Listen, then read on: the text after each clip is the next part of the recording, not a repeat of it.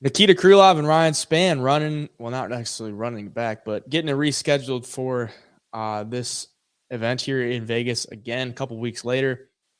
We won't spend too much time on this one because we've talked about it before, but Krylov minus 158, Ryan Spann plus 158. The over-under is not out yet because this is going to be a 3-round fight. It was originally a 5-round fight, and the over-under was set at 1.5 rounds. So the line is not out for that. I would expect the under for the 1.5 to be a little more chalky, considering these guys will probably start to go at it a lot more with only 3 rounds of cardio to keep in their tank. We were both leaning Ryan Spann. You were on Krylov when we got to the picks at the end of the week, right before it got canceled. Did you change your mind at all? I'm starting to a little bit because, he had to pull out due to illness, and that wasn't that long ago. It's kind of the same feeling I had with Jeff Neal is like, he wasn't injured that long ago. Like, how can he be 100% by now? And turns out, Shavkat kind of put it on him at times. But with Krylov, I just don't like dudes that big having to cut a little bit of weight this close together. And I know what it is at catch weight, but still, those dudes shed a lot of pounds to make weight.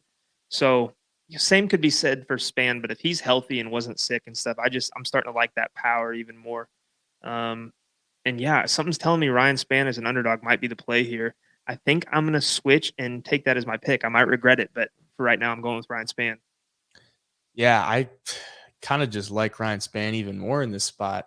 Yeah. Like you said, are you really good to go, or do you just want to get it over with? Or you like feel bad that you had to pull out and you want to get it done as fast as you can?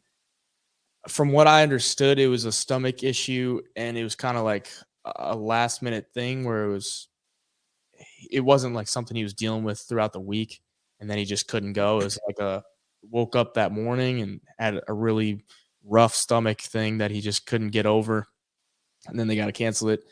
Ryan Spann was crushed. He was crying at the press conference. You could tell it meant a lot for him to get the main event spot there on a couple fight win streak, and I think he wins this one. It's going to be at 215. So you're not going to have to cut all the way to 205, but 215 is big enough. Ryan Spann is a big boy. Krylov, I don't know. I think Ryan Spann's bigger than Krylov, at least height wise and thickness wise. Spann is a big boy. Yeah, I agree. That power, the submission game, I think he takes this one, especially 3 rounds. I would favor Spann a lot more, that he doesn't have to save himself for later. If he doesn't get that finish in the first round, at least, if he puts it on him in the first round, there's a round banked up and he's only got to win one more. If it does go to decision, I doubt it goes to decision with the violence that these guys do. But yeah, I'll stick with my pick on Spann.